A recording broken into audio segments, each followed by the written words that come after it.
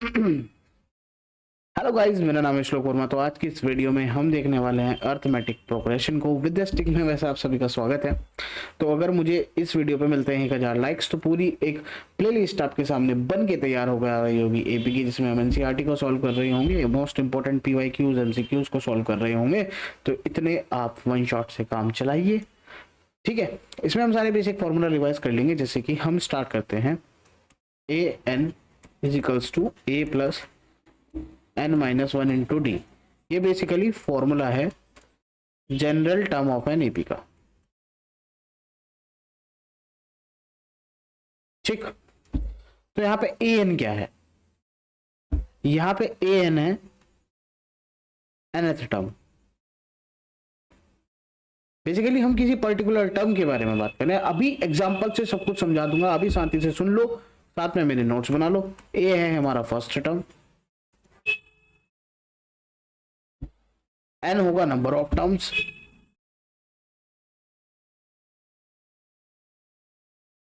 And d will be common difference.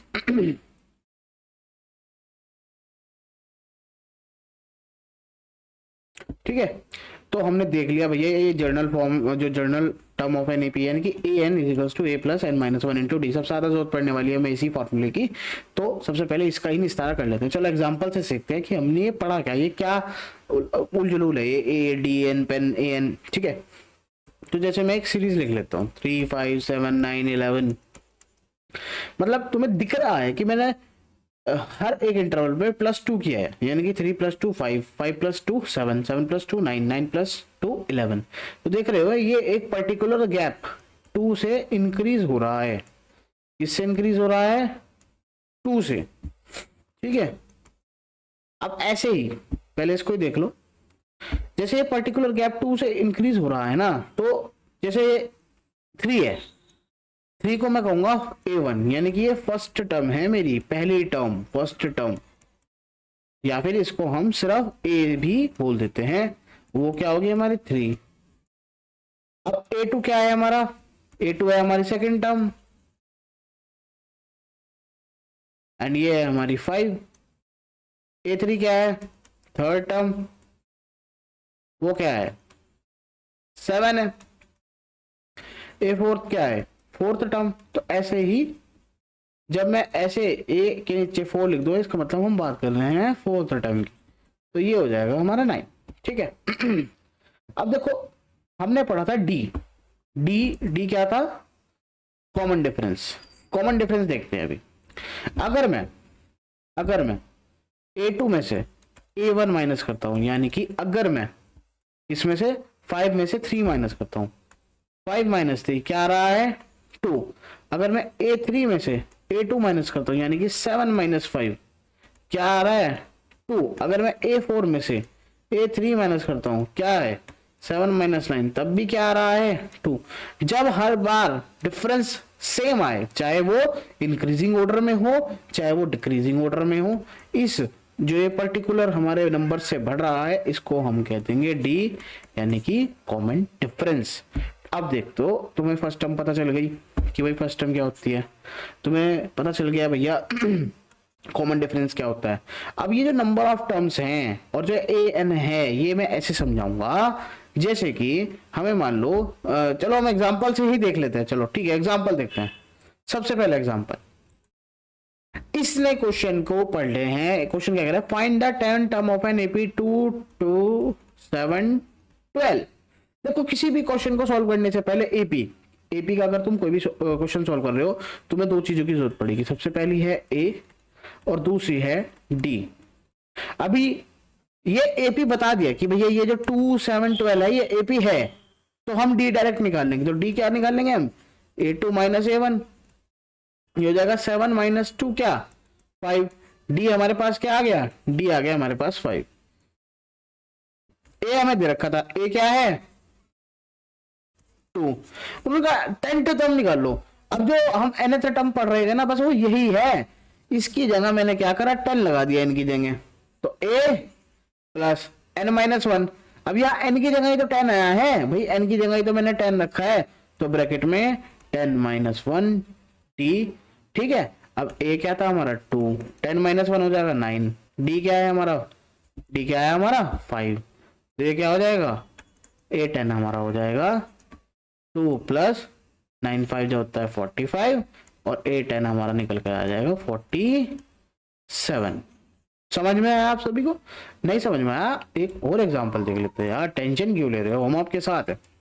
देखो जी, which term of the AP 21 18 15 minus 81, मतलब ये पूछ रहा है जो माइनस 81 है ना, ये इस टर्म, इस एपी की कौन सी टर्म है, ऑल्सो बताओ कि जीरो टर्म कौन सी होगी। तो वही सबसे पहली बात, सबसे पहले हमें पता होना चाहिए ए, तो ए है हमारा 21, डी हम ऐसे निकाल लेंगे, कैसे निकाल लेंगे, A2 माइनस A1, तो 18 माइनस 21 क्या आ जाएगा 3, नहीं माइनस का 3, भाई साहब ये गलती मत कर देना, देख लो माइनस का 21 बड़ा है, ठीक है। तो अब हमारे पास ए हो गया, डी हो गया, अब हमें बताना है कि माइनस 81 कौन सी टर्म है। तो अभी हमने पढ़ा था nth टर्म ऑफ एनएपी, हमें पता था कि भाई A10 ये है, अभी हमने 10th टर्म निकाली थी ना, तो अब हमें नहीं पता कि माइनस 81 कौन से है, तो उसे हम an के इक्वल रख देंगे। an का फॉर्मूला खोल देंगे, क्या था formula, a plus n minus 1 into d is equals to minus 81। A क्या है हमारा, देख लो भाई, ए है हमारा 21, एन की वैल्यू ही तो निकालनी है हमें बताना है कौन सी नंबर ऑफ टर्म है, तो एन की वैल्यू तो निकालनी है। डी हमारा क्या है, डी हमारा -3 है, ये हो जाएगा -81, ये प्लस का 21 इधर माइनस का हो जाएगा, तो ये हो जाएगा n-1 माइनस का 3 इज इक्वल्स टू -81 और माइनस का 21, तो n-1, ये माइनस माइनस प्लस, ये माइनस का 102 अपॉन माइनस का 3, माइनस से माइनस कैंसिल आउट, 3 3 जा 9 और ये 4 12, ठीक है। तो n आ जाएगा 35। तो जो 81 है ना, ये जो -81 है, इस एपी का 35th टर्म है, ये बात निकाली भैया हमने, ठीक है। मतलब कि अगर तुम ऐसे ही कंटिन्यू करते रहोगे ना, तो 35वें नंबर पे -81 आएगा। उन्होंने एक और चीज कही थी, ये बता दो कि जीरो कौन से नंबर पे आएगा, तो अब जीरो निकाल लेंगे हम, हमने जीरो को भी एन के इक्वल रख दिया, तो a plus n-1 into d is equals to 0। A क्या है हमारा 21 प्लस n-1 माइनस का 3 इज इक्वल्स टू 0, ये इधर जाके माइनस हो जाएगा, n-1 माइनस 21 माइनस का 3, ये कट कट के 7 आ जाएगा, तो n आ जाएगा 8, यानी कि जो जीरो होगा वो 8th टर्म होगा इस एपी का। यानी कि जब मैं इसको कंटिन्यू रखूं, जैसे 21 18 15 12 9 6 3 0, देख लो 1 2 3 4 5 6 7 8, यानी कि ये 8th टर्म है, जो जीरो होगा वो 8th टाइम पाएगा, 0 8th टर्म है। चलो जी एक और एग्जांपल देख लो। Determine the AP which third term is 5th, यानी कि लिख लो, जब सॉल्यूशन कर रहे हो जो गिवन हो लिख लो। a3 क्या दे रखा आपको 5, a3 का फॉर्मूला खोल लो, a प्लस 2d 5, भाई ऐसे तो खोल लोगे, a plus 3 minus 1 into D, तो ये a प्लस 2d हो गया। चलो जी हमने फर्स्ट कह दिया। अब उन्होंने कहा 7th टर्म 9 है, तो a7 क्या हो जाएगी 9, ये हो जाएगा a plus 6d is equals to 9, ठीक है। अब ये सेकंड इक्वेशन मान ली, अब हम इन दोनों को ना सॉल्व कर लेंगे, कैसे कर लेंगे, a plus 2d is equals to 5 और a plus 6d is equals to 9, यहाँ पे सारे में माइनस ले लेंगे, इसे कैंसिल आउट हो गया, ये माइनस का 4d is equals to minus का 4, माइनस से माइनस कैंसिल आउट हो गया, d is equals to 4 upon 4, तो d हमारा क्या आ गया 1, d निकाल लिया, ठीक है। अब क्वेश्चन ने क्या कहा था, हमें वो एपी बतानी है। अब एपी के लिए हमें सबसे पहले टर्म चाहिए कि भाई डी तो हमें मिल गया, तो अभी हमारे पास क्या था, a plus 2d is equals to क्या था, थर्ड टर्म हमारी क्या थी 5 थी, ठीक है। तो ये हो जाएगा 5, तो a plus 2 into 1 is equals to 5, तो a आ जाएगा हमारा 3, a आ गया 3, d हमें पता चल गया क्या है 1 है, तो पहली टर्म हो जाएगी 3, दूसरी हो जाएगी 4, फिर 5, फिर 6, फिर 7, फिर 8, ऐसे चलती रहेगी ये टर्म। देख लो जरा, ऐसे अगर मैं चलाऊं, थर्ड टर्म क्या बैटरी है इसकी 1 2 3, थर्ड टर्म 5th, बिल्कुल जी जहां से चले थे वहीं पर आ गए। क्वेश्चन हमारा सॉल्व हो गया। चलो इसमें ही देख लो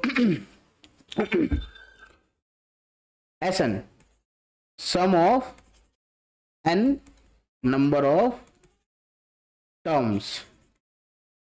तो एसएन के दो फॉर्मूले हैं, S n is equals to n by two into 2a plus N minus one into D.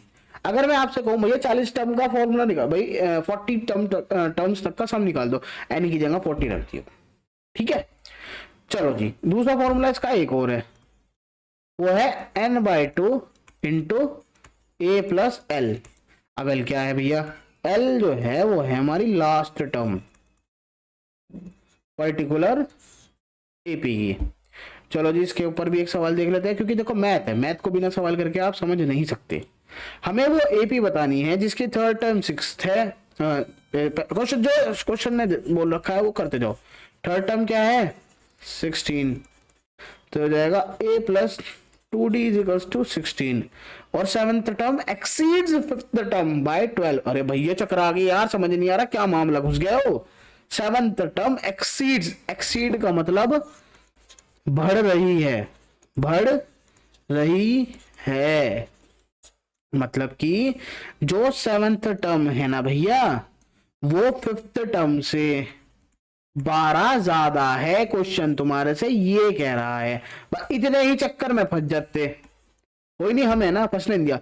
The seventh term exceeds, बढ़ रही है फिफ्थ टर्म से कितनी, 12 बढ़ रही है। जो उसकी सेवंथ टर्म है वो फिफ्थ टर्म से कितनी ज्यादा है, 12 ज्यादा है बाय 12। तो हम इसको सॉल्व कर लेंगे, किसको सॉल्व कर लेंगे, इसको सॉल्व कर लेंगे। तो ऐसे खोल लेंगे इसको, a7 is equals to a5 plus 12। नीचे आ जाओ जी, तो a plus 6d is equals to a plus 4d plus 12। भाई 12 को इधर छोड़ दो, सब उधर भेज दो बाकी। तो a minus a plus 6d minus का 4d is equals to 12। a से कैंसिल आउट हो गया, बचा 2d 12। तो d की वैल्यू क्या आ गई, 6 आ गई भाई साहब। अब उसको d को फर्स्ट इक्वेशन में डाल दो, a plus 2d, a plus 2d तो था, हाँ जी, a प्लस 2d कितना है हमारा 16 है। तो a plus 2 into 6 is equals to 16। तो ये हो जाएगा a plus 12 is equals to 16। तो a हमारा आ जाएगा क्या 4 आ गया। अब हमें a भी बतानी थी भैया, a हमारा 4 आ गया, d हमारा 6, तो ये 10 16 22 ऐसे AP चलती जाएगी। चलो जी, सम का भी क्वेश्चन आ गया। क्वेश्चन क्या कह रहा है देख लो, इसने कहा था सम ऑफ फर्स्ट 14 टर्म्स क्या है 1050। तो जो S14 है, पहली 14 टर्म्स का सम है वो है 1050, ठीक है जी। और फर्स्ट टर्म क्या है उसकी 10, ए क्या दे दी हमें 10 दे दी जी। अब उन्होंने पूछा 28 टर्म निकाल दो। तो अब हमें 28 टर्म निकालने के लिए एक तो ए चाहिए, ए हमारे पास है, और कॉमन डिफरेंस चाहिए, कॉमन डिफरेंस हम इससे निकाल लेंगे। तो भैया S14 हमें दे रखा है 1050। अब S14 का फॉर्मूला खोल लो भाई, अगर हमें लास्ट टर्म पता हो तो हम लास्ट टर्म से खोल लें, लेकिन हमें लास्ट टर्म नहीं पता तो हमें पूरा फॉर्मूला खोलना पड़ेगा। पूरा फॉर्मूला क्या है, Sn is equals to n by 2 into 2a plus n minus 1 into d. भाई 14 दे रखा हमें S14, तो ये हो जाएगा 14 अपॉन 2 इंटू 2 इंटू a की वैल्यू क्या है हमारे पास 10 प्लस 14 माइनस 1। भाई डी तो निकालना है हमें, डी नहीं पता हमें, 1050। चलो जी भाई, ये कट गया, ये बचा 7 इंटू ये बचा 20 प्लस 13 डी, ये कितना हो जाएगा 1050। भाई अब आप क्या करोगे कुछ मेरे भाई, इसको अंदर मल्टीप्लाई में भेज देंगे, इसको मल्टीप्लाई में अंदर मत भेजो, इसको उधर डिवाइड में भेज दो। तो हो जाएगा 20 plus 13 d is equals to 1050 upon 7। तो 7 1 जा कटा 7 5 0 150 आ गया, ठीक है। तो 20 plus 13 d is equals to 150। तो अब ये 20 उधर माइनस में चला जाएगा, 13 d is equals to 150 minus 20। तो ये डी की वैल्यू आ जाएगी 130 अपॉन 30, कट के आ जाएगा डी हमारा आ गया 10, ए भी 10 डी भी 10। अरे वाह बल्ले बल्ले। अब 28 टर्म तो हम बड़े आराम से निकाल देंगे भाई। A20 क्या आ जाएगी, a प्लस 19d, तो 10 प्लस 19 इंटू 10, तो ये हो जाएगा 10 + 190, तो 820 कितनी आ जाएगी, 200 आ जाएगी। तो देखो भाई, ये हमारी वन शॉट वीडियो यहाँ पर खत्म होती है। बेसिक जितने भी हमारे कॉन्सेप्ट थे हमने देख लिए, 2 4 5 सवाल भी लगा के देख लिए। अगर मेरी इस वीडियो पे 1000 लाइक्स आते हैं, तो जब भी आ जाएंगे 1000 लाइक्स यार, आपको मैं पूरी एनसीईआरटी सॉल्व करवाऊंगा, ठीक है। पीवाईक्यू साथ में करवाऊंगा, इंपॉर्टेंट एमसीक्यू साथ में करवाऊंगा, मतलब आपको ट्यूशन जाने की जरूरत नहीं पड़ेगी, इतनी मेरी गारंटी है। आप यहीं से पढ़ के बहुत अच्छे से मैथ को समझ लोगे, ट्यूशन खत्म हो जाएगा आपका। चलो तो गाइज, मिलते हैं आपसे अगली वीडियो में। Thank you.